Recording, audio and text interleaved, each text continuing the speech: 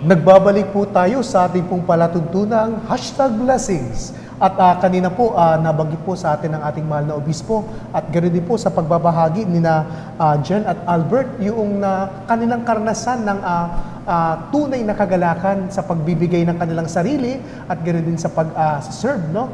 At ngayon maganda siguro po, Bishop, na tingnan yung aspeto ng kanila mismong nagawa, no, sa buhay. Baka si Brother Albert ay gustong mauna sa kanyang pang-share. Ayan po. Ano po. Ako po, Father, Mama's boy po ako, Father.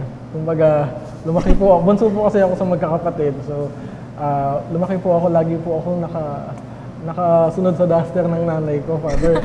So, bali, lahat po ng ginagawa ng nanay ko, yung po, madalas, lahat ng iutos niya, sinusunod ko, yung mga ganun po. So, yung galak po na nasa puso ko, especially nung pumasok po ako ng seminary, every time po na nakikita ko yung nanay ko na masaya, though of course wala po ako maibibigay na material na bagay sa kanya, pero the fact po na nakikita niya ako na masaya ako sa ginagawa ko, and ginagawa ko to hindi lang po para sa akin, kasi alam ko na yung nanay ko matutuwa dahil yung pinagpapaguran nila, hindi ko naman po napapabayaan. So, yung po yung isa sa kagalak ko na alam ko pong mapagre-reflectan ko po hanggang ngayon, mula po ngayon hanggang sa magiging Pasko, mula ngayon hanggang sa darating pong Kapaskuhan, Father, yung inspirasyon po na binibigay sa akin ng nanay ko at yung naibibigay ko din pong inspirasyon po sa kanya bilang anak. Alam mo, maganda yung sinabi niya kasi ang seedbed din ng vocation ay family. Pamilya po. Minsan may nangyayari din. Kasi naalala ko nung nabubuhay pa si Cardinal Sino, na seminaryo ko at naging pare ako. Milo, it is not you who have the vocation, it's your mother. Kasi talaga naman ang mga nanay masaya. Binibiro lang naman ako.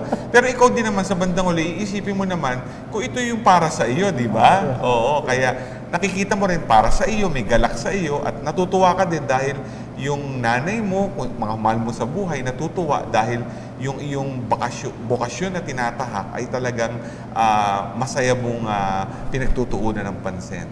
Ikaw naman, Jen, may karanasan ka ba? Napag-uusapan na rin po natin ng mga ina, mga mama, mommy, gaya din po ni Maria na siya nagpanganak kay Jesus. Gaya ko rin po, bunso rin po ako. Nung unang Christmas po ng sweldo, na napag-usapan po namin nung panganay kong kapatid na bumili ng ref.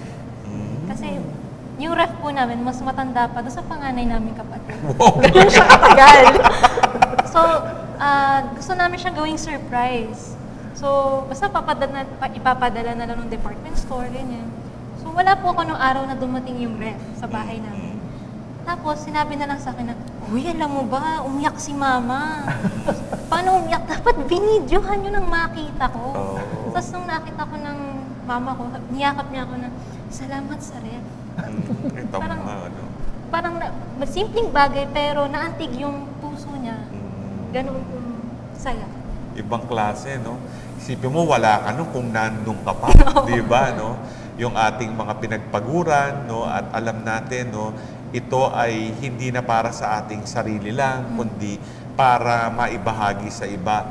Yung magbigay ka lang ng saya sa iyong ina, no? Ay talagang hindi lang kagalakan nakikita mo sa kanya, kundi kagalakan tumatagal sa iyong puso. Ang ganda, no, Father June, ano, Actually, Bishop, naka-connect din po ako. Bunso rin po kasi ako. Isa sa mga sorpresa ko sa nanay ko kasi nung lumabas ako ng seminaryo, talagang ang unang-unang nalungkot ay yung nanay ko.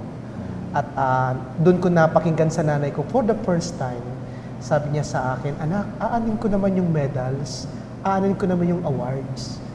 Mga bagay na yan ay para sa akin. Nagpapasalamat ako dahil naibigay mo sa akin. Pero talagang gusto ko talaga kung ako lang masusunod at ako yung tatanungin, sana matapos mo ang sinimulan mo, ang paglalakbay sa iyong bukasyon." Lumabas ako for almost 3 years. At nung ako ay uordinahan na, hindi ko kinausap yung nanay ko kasi baka hindi pa ako sigurado. So nagnilay, nag-retreat. At nalaman na lang ng nanay ko na uordinahan ako dahil doon sa bands, no? Na tinatawag na sa aming parokya. At yung mga amigo ng nanay ko, ng tatay ko, nagpuntahan sa bahay at hindi nila alam na uordinahan ako. Nung first Sunday na tinawag ako, wala yung nanay at tatay ko. Kaya yung mga parishioners na kakilala yung nanay at tatay ko, nagpuntahan sa bahay. At sabi nila, uordinahan na palang anak mo. At yung nanay ko na sorpresa, tumawag sa akin, anak, totoo ba yung chismis?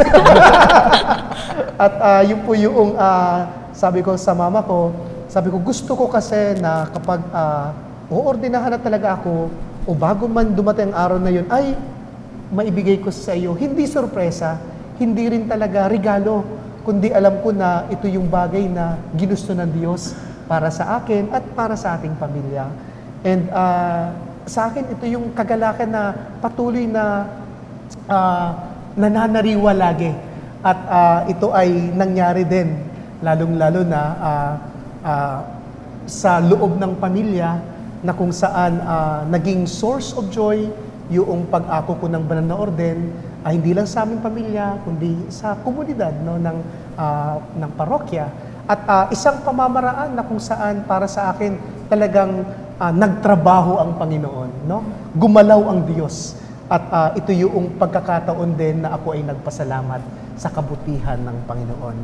Tayo po'y magbabalik sa ating pong palatuntunang #blessings.